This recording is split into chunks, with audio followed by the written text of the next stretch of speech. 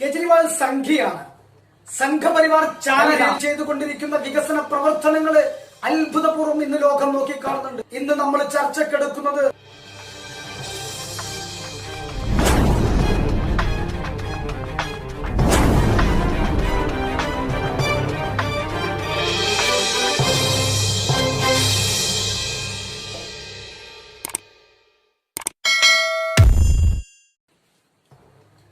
Kejriwal സംഘിയാണ്. Sangh Parivar ചാരനാണ്. Aam Aadmi party ബിജെപിയുടെ B ടീമാണ്. കഴിഞ്ഞ കുറെ നാളുകളായി നമ്മൾ കേട്ടുകൊണ്ടിരിക്കുന്ന പ്രയോഗങ്ങളും ആരോപണങ്ങളുമാണിതെല്ലാം. ഏറെ രാഷ്ട്രീയ പ്രബുദ്ധത കാണിക്കുന്ന നമ്മുടെ കേരളത്തിൽ ഇത്തരം ദുരാരോപണങ്ങൾ ഉന്നയിക്കുമ്പോൾ മലയാളികൾ അത് കണ്ണുമടച്ച് വിശ്വസിക്കുമോ എന്നുള്ളത് നമ്മൾ പരിശോധിക്കേണ്ടതുണ്ട്. കേവല രാഷ്ട്രീയ ദുരാരോപണം എന്നതിലുപരി ഈ ആരോപണങ്ങൾക്ക് പിന്നിൽ വല്ല യാഥാർത്ഥ്യവുമുണ്ടോ? യഥാർത്ഥത്തിൽ കേജ്രിവാൾ സംഘപരിവാർ ചാരനാണോ? നമുക്കത് പരിശോധിക്കേണ്ടതുണ്ട്. കേജ്രിവാളിന്റെ സംഘപരിവാറിനോടുള്ള നിലപാടുകളും മതനിരപേക്ഷതയ്ക്കു വേണ്ടിയുള്ള നിലപാടുകളെയും ഒരു താരതമ്യ പഠനം നടത്തുമ്പോൾ യാഥാർത്ഥ്യം മറനീക്കി പുറത്തു വരുന്നത് നമുക്ക് കാണാനാകും. 2006 IRS പദവി രാജിവെച്ചുകൊണ്ട് പൊതുപ്രവർത്തനം ആരംഭിച്ച അരവിന്ദ് കെജ്രിവാളിന്റെ നേതൃത്വത്തിൽ 2012 നവംബർ 26 ആം ആദ്മി പാർട്ടി നിലവിൽ വരുന്നത്. തൊട്ടടുത്ത വർഷം തന്നെ 2013 ഫെബ്രുവരി 28 ആം ആദ്മി പാർട്ടി അധികാരത്തിൽ വന്നു. കുറഞ്ഞ കാലം മാത്രമാണ് ആദ്യ തവണ ഭരണത്തിലിരിക്കാൻ അരവിന്ദ് കെജ്രിവാളിന് സാധിച്ചത്. തുടർന്ന് 2015 ഫെബ്രുവരി 14 67 സീറ്റുമായി ഡൽഹിയിൽ വീണ്ടും അരവിന്ദ് കെജ്രിവാളിന്റെ നേതൃത്വത്തിലുള്ള മന്ത്രിസഭ അധികാരത്തിൽ വന്നു. ആം ആദ്മി പാർട്ടി നിലവിൽ വന്നതിന് ശേഷമോ മുമ്പോ, ആം ആദ്മി പാർട്ടിയുടെ നേതൃത്വത്തിലുള്ള സർക്കാർ അധികാരത്തിൽ വന്നതിന് ശേഷമോ മുമ്പോ ഏതെങ്കിലും തരത്തിൽ സംഘപരിവാർ ശക്തികളുമായി എന്തു നിലപാട് സ്വീകരിച്ചു എന്നുള്ളത് മാത്രമാണ് നമ്മൾ ഇന്ന് പരിശോധനയ്ക്ക് വിധേയമാക്കുന്നത്. ആം ആദ്മി പാർട്ടി സർക്കാർ ഡൽഹിയിൽ ചെയ്തുകൊണ്ടിരിക്കുന്ന വികസന പ്രവർത്തനങ്ങള് അത്ഭുതപൂർവ്വം ഇന്ന് ലോകം നോക്കിക്കാണുന്നുണ്ട്. പക്ഷെ അതൊന്നും ഇന്ന് നമ്മൾ ചർച്ചക്കെടുക്കുന്നില്ല. ഇന്ന് നമ്മൾ ചർച്ചക്കെടുക്കുന്നത് ആം ആദ്മി പാർട്ടി ബിജെപിയുടെ ബി ടീമാണോ, അതോ യാതൊരു വസ്തുതയുമില്ലാത്ത കേവലം കുപ്രചാരണം മാത്രമാണോ ഇത് എന്നുള്ളത് മാത്രമാണ് നമ്മൾ ഇന്ന് പരിശോധിക്കുന്നത്.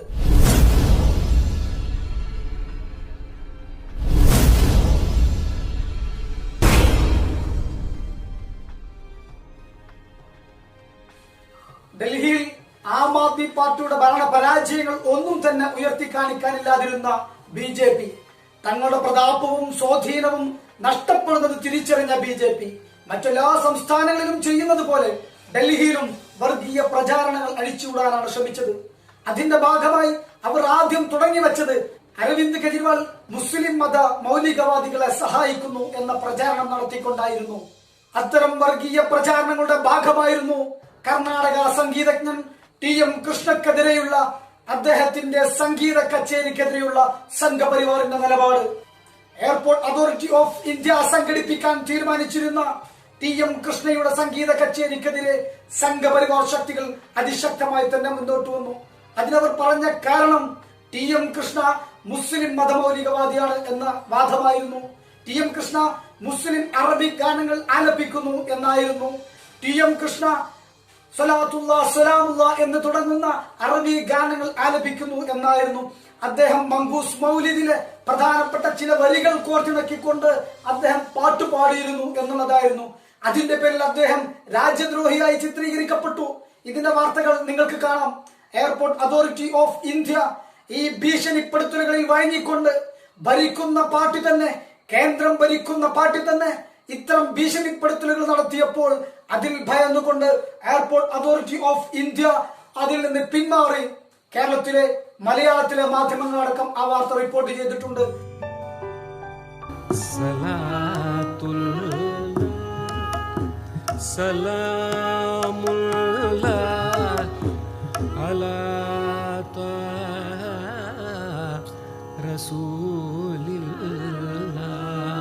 സംഘപരിവാർ അനുകൂലികളുടെ വിദ്വേഷ പ്രചാരണത്തെ തുടർന്ന് സംഗീത പരിപാടി മുടങ്ങിയ ടി.എം. കൃഷ്ണയ്ക്ക് വേദിയൊരുക്കി ആം ആദ്മി സർക്കാർ.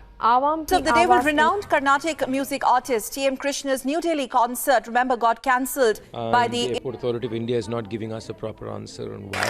ये हिंदुओं का भी है, मुसलमानों का भी है, क्रिश्चियंस का भी है, सिखों का भी है, जैनियों का भी है, बौद्ध का भी है, ये तमिलियंस का भी है, मलयालीज का भी है, गुजरातियों का भी है, मराठियों का भी है, हरियाणवी का भी है, पंजाबियों का भी है. 2018 നവംബർ 17-18 തീയതികളിൽ ഡൽഹിയിലെ ചാണക്യപുര നെഹ്റു പാർക്കിൽ dance and music India park എന്ന പേരിൽ സംഘടിപ്പിക്കാൻ തീരുമാനിച്ചിരുന്ന സംഗീത സദസ്സിനെതിരെയാണ് ഭീഷണിയുമായി BJP മുന്നോട്ട് വന്നത്. പോലീസ് സംവിധാനങ്ങൾ കേന്ദ്രം ഭരിക്കുന്ന BJP സർക്കാരിൻ്റെ കീഴിലാണ്. അതുകൊണ്ടുതന്നെ കേന്ദ്രം ഭരിക്കുന്ന പാർട്ടി തന്നെ പരിപാടിക്കെതിരെ രംഗത്ത് വരുമ്പോൾ സംഘാടകർക്ക് എന്ത് ചെയ്യാനാകും? അതേസമയം സംഘപരിവാറിൻ്റെ ഭീഷണിയെ വെല്ലുവിളിച്ചുകൊണ്ട് ആം ആദ്മി പാർട്ടി അതിശക്തമായി രംഗത്ത് വന്നു. ഡൽഹി സാക്കേതിലെ സയ്യിദുൽ അജൈബിൽ ആം ആദ്മി പാർട്ടി സർക്കാർ ഒരുക്കിയ വേദിയിൽ പ്രഖ്യാപിച്ച തീയതിയിൽ തന്നെ ടി.എം. കൃഷ്ണയുടെ സംഗീത കച്ചേരി സർക്കാരിൻ്റെ പരിമിതമായ സംവിധാനങ്ങൾ ഉപയോഗിച്ച് സംഘടിപ്പിച്ചുകൊണ്ടാണ് സംഘപരിവാറിൻ്റെ വർഗീയ പ്രചാരണങ്ങൾക്ക് ആം ആദ്മി പാർട്ടിയും കേജ്രിവാളും മറുപടി നൽകിയത്.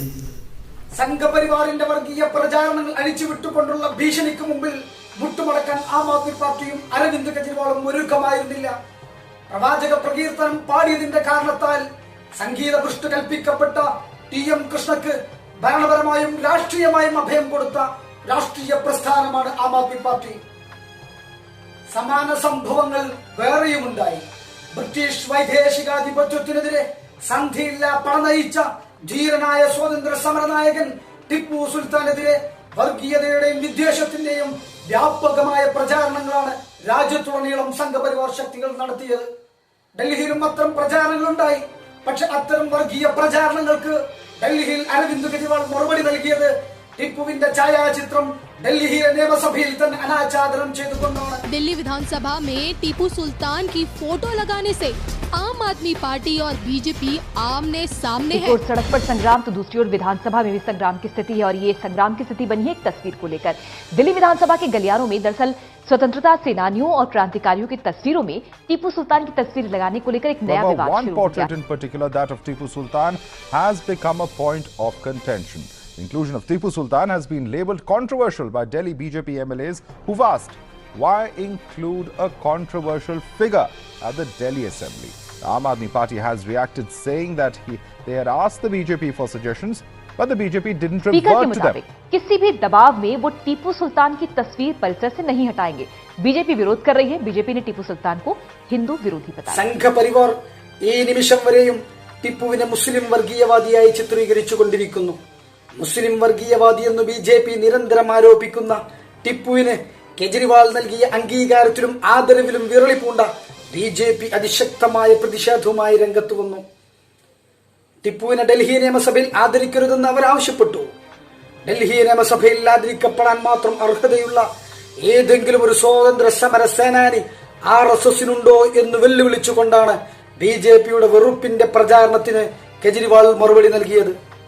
സംഘപരിവാറിന്റെ വർഗീയ കുപ്രചാരണങ്ങൾക്കെതിരെ ഭരണരംഗത്ത് നിതാന്ത ജാഗ്രത പുലർത്തുന്നതോടൊപ്പം തന്നെ അരവിന്ദ് കെജ്രിവാൾ, നരേന്ദ്രമോദി അടക്കമുള്ള അമിത്ഷാ അടക്കമുള്ള സംഘപരിവാർ നേതാക്കൾക്കെതിരെ അതിശക്തമായ ആക്രമണം. 5 साल के अंदर मोदी और अमित शाह ने इस देश के लोगों के अंदर जहर भर दिया. हिंदू को मुसलमान से लड़ा दिया, मुसलमान को क्रिश्चियन से लड़ा दिया. जो काम 70 साल में पाकिस्तान नहीं कर पाया, वो काम 5 साल के अंदर मोदी और अमित शाह ने करके दिखा दिया. दोस्तों, इनकी जोड़ी इस देश को बर्बाद कर देगी. अगर ये दोनों दोबारा 2019 में आ गए, दोस्तों, ये देश नहीं बचेगा. ये इस देश को बर्बाद कर देंगे. ये इस देश के टुकड़े टुकड़े कर देंगे. किसी भी हालत में हमें मोदी और अमित शाह की जोड़ी को दिल्ली से उखाड़ के फेंकना है. दोस्तों, പ്രതിപക്ഷ നേതൃത്വത്തിൽ വലിയ ചർച്ചകൾ നടന്നു. ആര് പ്രധാനമന്ത്രിയാകണമെന്ന്. ദീദി പ്രധാനമന്ത്രിയാകണോ, അതല്ല രാഹുൽ ഗാന്ധിയാണോ പ്രധാനമന്ത്രിയാകേണ്ടത്, അതല്ലെങ്കിൽ പ്രതിപക്ഷ നേതൃനിരയിൽ നിന്ന് മറ്റാരെങ്കിലും പ്രധാനമന്ത്രിയാകണമോ എന്ന ചർച്ചകൾ നടന്നപ്പോൾ അരവിന്ദ് കെജ്രിവാൾ പ്രഖ്യാപിച്ചു, ഈ തെരഞ്ഞെടുപ്പ് ആര് പ്രധാനമന്ത്രിയാകണമെന്ന് തീരുമാനിക്കാനുള്ള തെരഞ്ഞെടുപ്പല്ല, നരേന്ദ്രമോദി പ്രധാനമന്ത്രിയാകരുത് എന്ന് തീരുമാനിക്കാനുള്ള തെരഞ്ഞെടുപ്പാണ്. അതോടൊപ്പം തന്നെ മറ്റൊരു മുന്നറിയിപ്പ് കൂടി അദ്ദേഹം നൽകി. നരേന്ദ്രമോദിയും അമിത്ഷായും ഈ കൂട്ടുകെട്ടെങ്ങാനും അധികാരത്തിൽ വന്നാൽ ഇന്ത്യയുടെ ഭരണഘടന തന്നെ അവർ മാറ്റിയെഴുതും. उन लोगों के इरादे बड़े खराब हैं, उन लोगों के इरादे खतरनाक हैं. अगर मोदी और अमित शाह की जोड़ी 2019 में दोबारा बन गई, दोस्तों ये संविधान बदल देंगे, इस देश में चुनाव बंद करा देंगे. जब हिटलर और जर्मनी का चांसलर बना 1931 में, कुछ महीनों के अंदर उसने देश का संविधान बदल दिया. जो हिटलर ने किया था, मोदी और अमित शाह की वही मंशा है. कुछ भी करो, 2019 में इनकी जोड़ी को दोबारा सत्ता में मत आने देना. 2019 का चुनाव प्रधानमंत्री बनाने का चुनाव नहीं है. 2019 का चुनाव मोदी और अमित शाह को भगाने का चुनाव. ഡൽഹി സംസ്ഥാനത്തെ ഭരണ സംവിധാനങ്ങൾ ഉപയോഗിച്ചുകൊണ്ട് രാഷ്ട്രീയമായും ജനാധിപത്യ മാർഗത്തിലും സംഘപരിവാർ ശക്തികളെ പ്രതിരോധിക്കുന്നതോടൊപ്പം തന്നെ പാർലമെന്റിലെ പാർട്ടിയുടെ പരിമിതമായ അംഗബലം ഉപയോഗിച്ചുകൊണ്ടും സംഘപരിവാർ ശക്തികളെ ആം ആദ്മി പാർട്ടി പ്രതിരോധിക്കുന്നു. സയ്യിദ് അഷ്ഫാഖുല്ലയുടെയും ബഹദൂർ ഷാ ജഫറിന്റെയും അടക്കമുള്ള മുസ്ലിം രക്തസാക്ഷികളുടെ ചരിത്രത്തെ ഓർമ്മിപ്പിച്ചുകൊണ്ടാണ് പാർലമെന്റിൽ ആം ആദ്മി പാർട്ടി MP संजय सिंह പ്രസംഗിച്ചത്. क्या रहे झारखंड में क्या हुआ मान्यवर?